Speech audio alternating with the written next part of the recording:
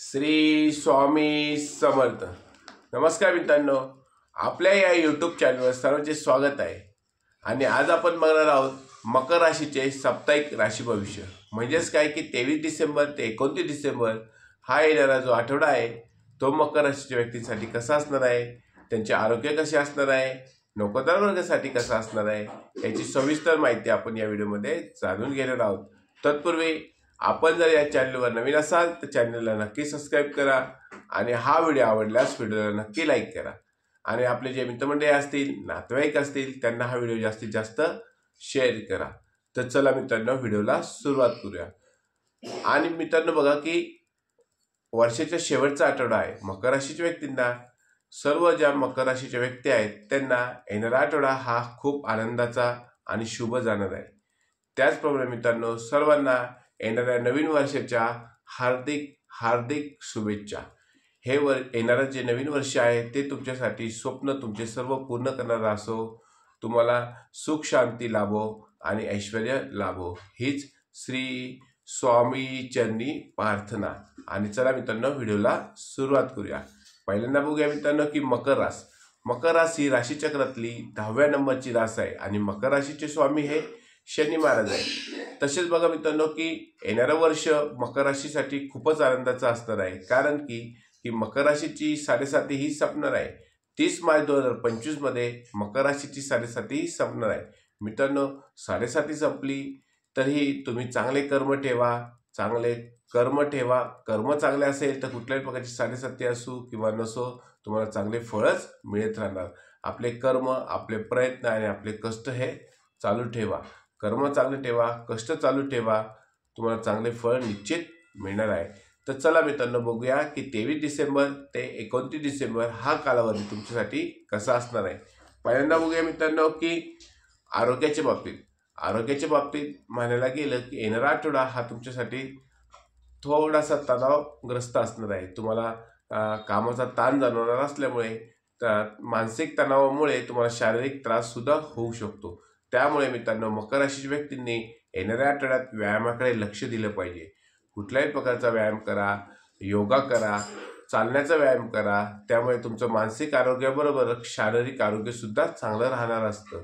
त्यामुळे व्यायामाकडे लक्ष द्या आणि कामाचा अति ताण घेऊ नका, कुठल्याही कामाचा ताण घेऊ नका। नोकरीमध्ये असाल, व्यवसायात असाल तर त्याचा मानसिक ताण हा अजिबात घेऊ नका।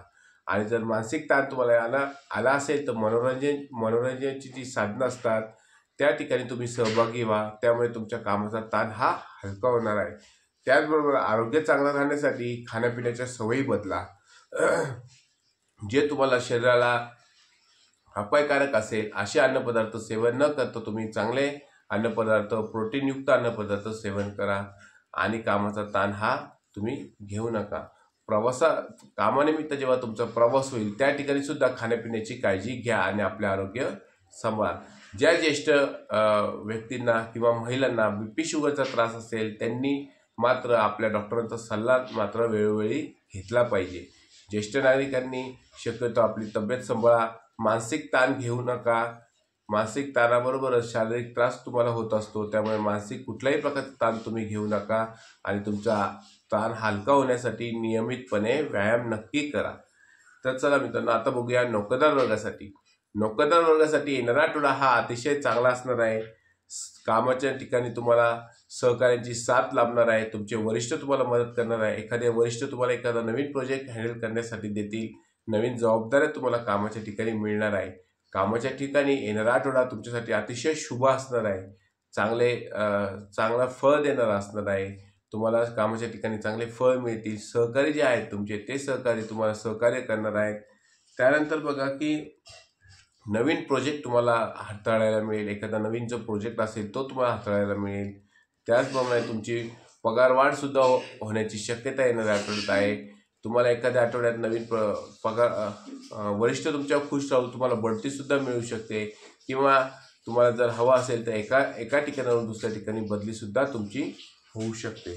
त्यानंतर बघा मित्रांनो की विद्यार्थ्यांसाठी येणारा आठवडा अतिशय चांगला असणार आहे। ज्या विद्यार्थ्यांना उच्च शिक्षणासाठी ॲडमिशन घ्यायची होती त्यांचा ॲडमिशनचा मार्ग येणाऱ्या आठवड्यात मोकळा होणार आहे।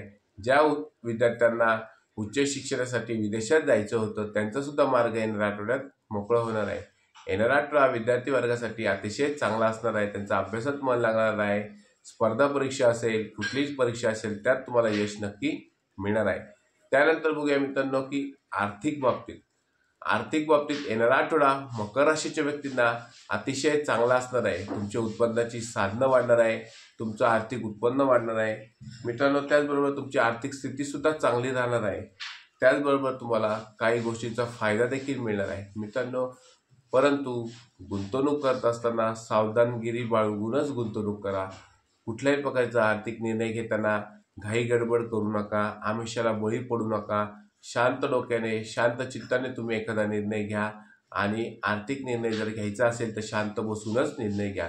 तुमच्या घरातील जे ज्येष्ठ असतील किंवा गुंतवणुकीतील जे तज्ज्ञ असतील त्या तज्ज्ञांचा सल्ला मात्र तुम्ही घेतला पाहिजे आणि तो सल्ला घेऊनच तुम्ही गुंतवणूक केली पाहिजे। कुठल्याही प्रकारचा खर्च करताना तुम्ही तो विचारपूर्वक खर्च येणाऱ्या आठवड्यात करा, कारण की तो अनावश्यक खर्च जर तुम्ही टाळला आणि होणारी बचत तुम्हाला भविष्यासाठी उपयोगी पडणार आहे। त्यामुळे अनावश्यक खर्च जेवढा तुम्हाला टाळता येईल तेवढा तुम्ही टाळलेला बरा। वडिलोपार्जित जर तुमची संपत्ती असेल तर त्या संपत्ती तुम्हाला मिळण्याची शक्यता येणाऱ्या आठवड्यात आहे। वडिलोपार्जित संपत्तीचा काही कोर्ट कचेऱ्या चालू असतील, तो कोर्ट कचेऱ्या तुमच्या सुटून तुम्हाला त्याची संपत्ती मिळण्याची दाट शक्यता येणाऱ्या आठवड्यात आहे। म्हणजेच काय की वडिलोपार्जित संपत्तीतून तुम्हाला फायदा येणाऱ्या आठवड्यात होऊ शकतो। त्याचप्रमाणे जी तुम्ही जुनी गुंतवणूक केली असेल त्या गुंतवणुकीतून तुम्हाला फायदा मिळू शकतो। गुंतवणुकीतील जे व्याज असेल किंवा त्याचा इंटरेस्ट असेल किंवा त्याचा एखादा डिव्हिडंड असेल तो सुद्धा तुम्हाला येणाऱ्या आठवड्यात मिळू शकतो। त्यामुळे जुन्या गुंतवणुकीतून तुम्हाला फायदा हा नक्कीच होणार आहे। त्याचप्रमाणे जर तुम्ही व्यवसायासाठी जर एखादं कर्ज काढलं असेल ते कर्जसुद्धा तुमचं येणाऱ्या आठवड्यात मंजूर होऊ शकतो। त्याचप्रमाणे मित्रांनो जर तुमच्या डोक्यावर एखादं कर्ज असेल तर ते कर्जसुद्धा तुमचं हळूहळू कमी होणार आहे। त्यानंतर बघूया मित्रांनो की व्यावसायिक लोकांसाठी येणारा आठवडा अतिशय चांगला असणार आहे। व्यवसायाची उलाढाल तुमची वाढणार आहे। नवीन प्रोजेक्ट तुम्ही एखाद्या ठिकाणी टाकणार आहात, नवीन व्यवसाय तुम्ही सुरू करणार आहात। नवीन व्यवसाय सुरू करण्यासाठी येणारा काळ हा तुमच्यासाठी अतिशय चांगला असणार आहे। व्यावसायिक लोकांसाठी फक्त एकच सांगायचं की आपल्या ग्राहकांशी बोलताना व्यवस्थित बोला, आपल्या वाणीवर नियंत्रण ठेवा, आपल्या बोलण्यावर नियंत्रण ठेवा। कुठल्याही प्रकारचा ताण तुमच्या बोलण्यात दिसून देऊ नका। ग्राहकाशी व्यवस्थित बोला। ग्राहकाशी तुम्ही जर व्यवस्थित बोलले तर तुमचा व्यवसाय नक्कीच भरभराटीला येणार आहे। त्यानंतर मित्रांनो बघा की महिला वर्गासाठी येणारा आठवडा अतिशय चांगला असणार आहे। महिला वर्ग एखादं नवीन वाहन खरेदी करू शकतो, दागदागिने नवीन खरेदी करू शकतो किंवा तुम्हाला जर जागा खरेदी करायची असेल ते सुद्धा चांगले योग तुमचे राशीमध्ये आता सध्या चालू आहे। त्यामुळे मित्रांनो बघा की कुठल्याही प्रकारची गुंतवणूक करत असताना मात्र सावधानगिरी बाळगूनच गुंतवणूक करा। महिला वर्गाला जर काही BP शुगरचा त्रास असेल तर त्यांनी आपल्या डॉक्टरांचा सल्ला मात्र नक्की घ्यायचा आहे। महिला वर्गाने काम करत असताना सावधानगिरी बाळगूनच काम करायचं। येणारा आठवडा महिला वर्गासाठी सुद्धा अतिशय शुभ असणार आहे। मित्रांनो हा व्हिडिओ जर तुम्हाला आवडला असल्यास व्हिडिओला नक्की लाईक करा, चॅनलला सबस्क्राईब करा आणि कमेंटमध्ये श्री स्वामी समर्थ असे नक्की लिहा।